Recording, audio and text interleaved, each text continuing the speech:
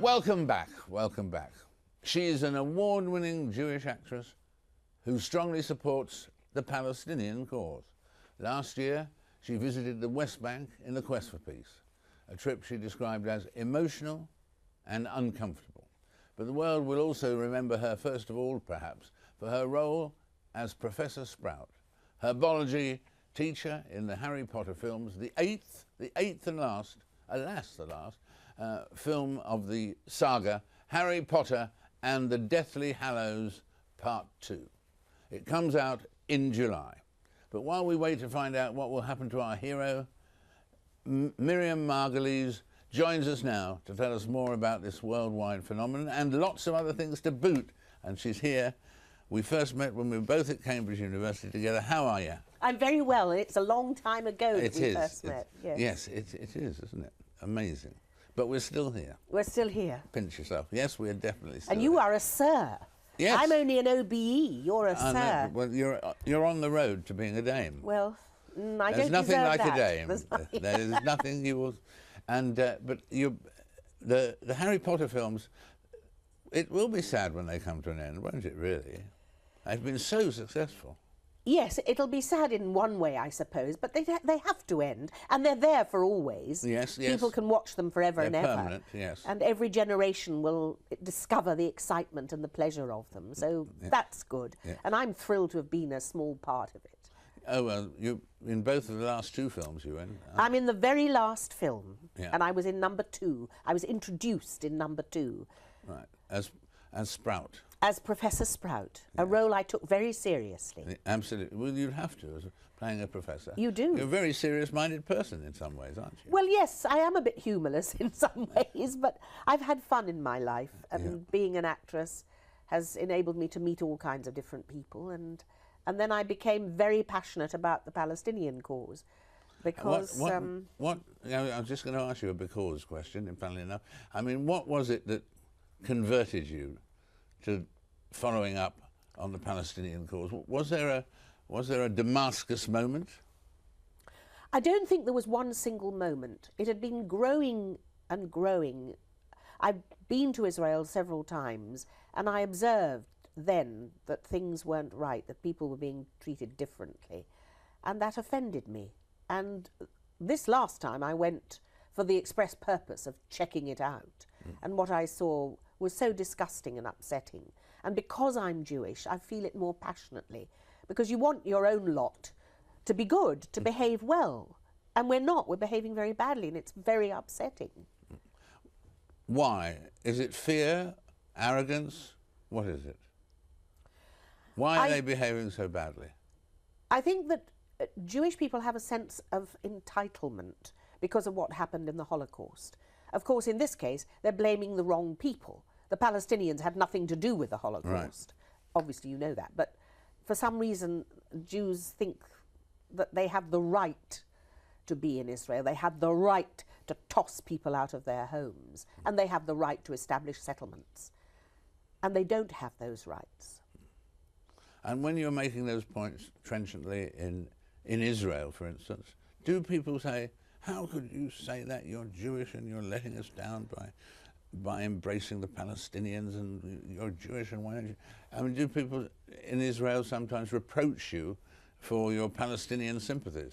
Very much so. They do. They see me as a betrayer, as they do in England, where I live.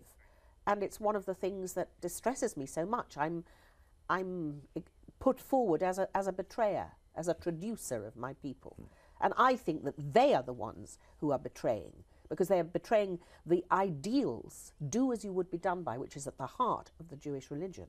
Right, and that's right at the centre of the Jewish religion, and not right at the centre of Israel's policies at the moment. Exactly.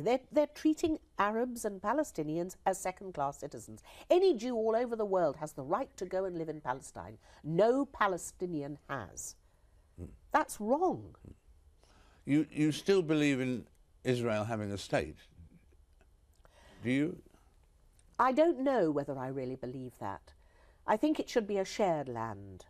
Everybody talks about the two-state solution. I'm not sure I really believe that that's workable, because as soon as you have two states, you have a border and a boundary, and look what happens in India and Pakistan, for example, with Kashmir and so on. No, I don't really believe that there should be just a Jewish state. I think the Jews should stay there and the Palestinians should stay there, and people have got to learn to get along. And one of my tasks is to try and explain to British Jews why they should be more flexible in their attitudes. So that would be a dramatic change out there on the ground, wouldn't it? If there would, well, you were saying there could be a state of Israel as long as there was a state of Palestine, really. Yes, it should be one land that everybody lives in. People live there, two different groups, many different groups, for hundreds of years, and there wasn't a problem. I think that there is a very fascist element that has come into the Israeli psyche, and I deplore it, I fear it. And I think that America also is quite responsible for that. Well, that's a very, very important point. Before you go, I must ask you one other thing. Do you have in your great career that you've had, is there one role, one part that you would have wished to play so much, but you haven't done so far? I would like to have played Mrs. Malaprop. Oh, yes. And at the moment, someone else is playing Mrs. Malaprop, and I can hardly contain my rage. So that's a real ambition. Yes, it is. And what if you were putting something in the time capsule? What of all your performances so far would you put in the time capsule so far? I would have to say my one-woman show, Dickens Women, right, which I'm very proud of, and which is going on a world tour next year for the bicentenary of Dickens' It's birth. going on a world tour, or Yes. you're going on a world tour? I'm going with it. Yeah. I am it. You are it. That's what I meant. It couldn't go on without you. You can't have a one-woman show with no women in it, can you? No. Not this woman, anyway. Yeah, Not this. I'm going with it. Yeah. Well, that's terrific. How many countries are you going to visit? Well, I haven't counted the countries. It's going to be all the English-speaking countries, and I hope that I can wangle my way into Russia and China, because I'd really love to go there, and they love Dickens too. Yeah, they do. I've been all over India, and that was a great success. And listen, there's so much of Dickens there that when the world demands an encore, you can do another one.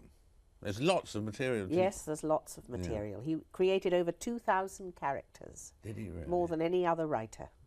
That's a great statistic.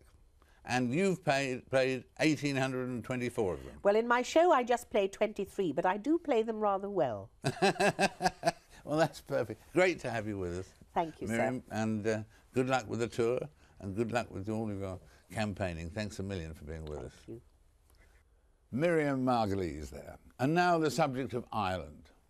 Well, that's where we're starting anyway, in this financial bit. Ireland's central bank and its new government confirmed on Thursday that the country's banks will need an extra 24 billion euros to survive the financial crisis. The announcement confirms that the hole in its banks is even wider, deeper and darker than predicted last November, when those bust banks forced the country to request a rescue loan of 67.5 billion euros from the Eurozone's rescue funds and from the International Monetary Fund. Meanwhile, Portugal is also in financial trouble, with analysts predicting another bailout request there within a few days, after the government fell after failing to push new austerity measures through Parliament. So, what next? Default? Collapse of the euro? Well, let's see if we can find out now, because joining me right now is the Independent's chief economics commentator, Hamish McRae. Hamish, welcome. Let's start with Ireland. What should Ireland do now? Should it even leave the euro, or should it default, or will it do anything to avoid that? I don't think Ireland's there yet, and I think Ireland will probably scramble through.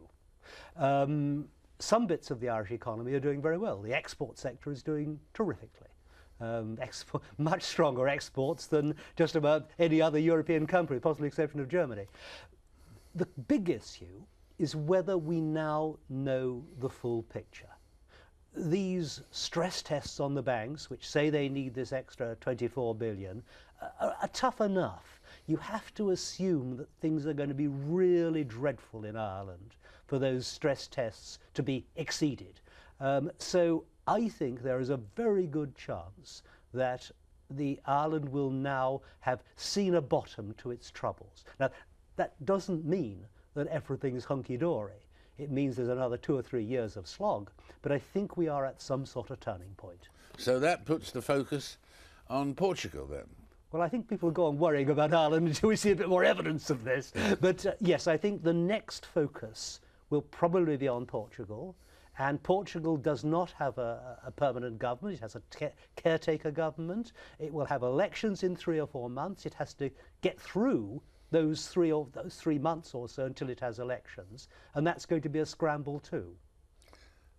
So your prediction there is what? I think that Portugal will seek support from the European Stability Fund. Whether it can do it in 2 or 3 weeks, or whether it has to wait for the new government, I don't know. I think the balance of probability is the latter. But I would be astounded if Portugal did not actually seek support from Europe and the IMF before the summer's out. And everybody talks about, obviously, the word default. Who will default? Will they default? Should they default? And all of that. What happens to a country when they default? What happens to the books of the country and indeed the citizens of the country? Well, we know quite a lot about this. It's usually third world countries that default, and there's some sort of rescue. And they say, look, you have lent us all this money, we will pay back 50 cents in the euro or 50 cents in the dollar, whatever it is, on that amount.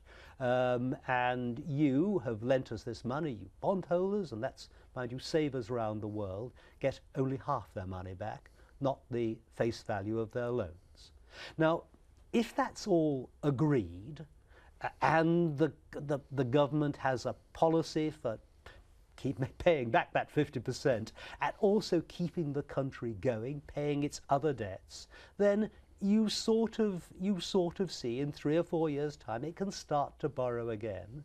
But meanwhile, if you tell people they can't have their money back, you're not going to be very welcome when you try and borrow some more. So the effect would be, were Greece to default, and I think that's a little way off yet. I think it probably happened, but a little way off yet. It would not be able to borrow from the international markets for a while. And what about the current issue from yesterday's dealings in the area of oil? Oil rocketing to a new record level for 2.5 years and so on and so forth.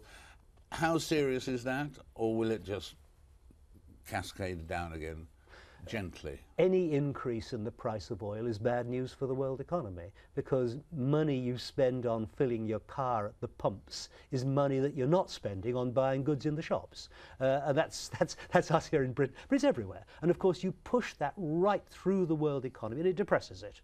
No question about that. It also tends to push up costs, increase prices, so it pushes up inflation. So it is very bad news. How long this rise will last is another matter, because it's been pushed by the events in the Middle East, by the events in Japan, and you can say that the long-term equilibrium price of oil is probably a wee bit lower than it is now. And couldn't it go back to lower than that? I don't think we're going to see a collapse in the oil price in... Gosh, I was going to say in our lifetimes. I mean, you can't say a thing like that. But I don't think we're going to see cheap oil ever again. And the reason for that is the world economy needs energy. Oil is the most convenient and largest single source of the fossil fuels. We're not, I'm afraid, going to get much of a contribution from nuclear power after the catastrophe in Japan. That changes the picture of nuclear power for a generation. So we will need oil to fuel the world economy. It ain't going to be cheap.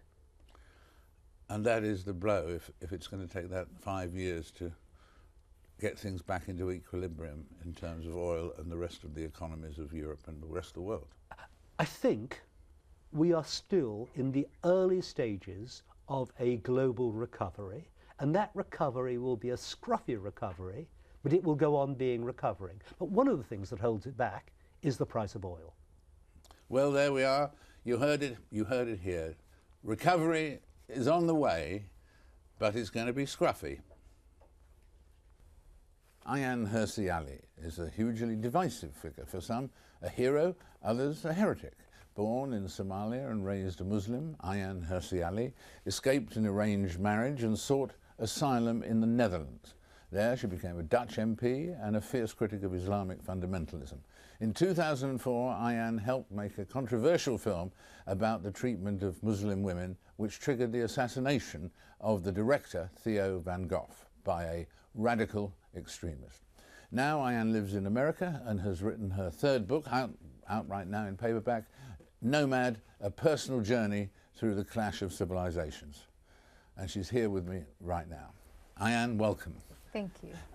Why was Nomad the natural title to choose for this book?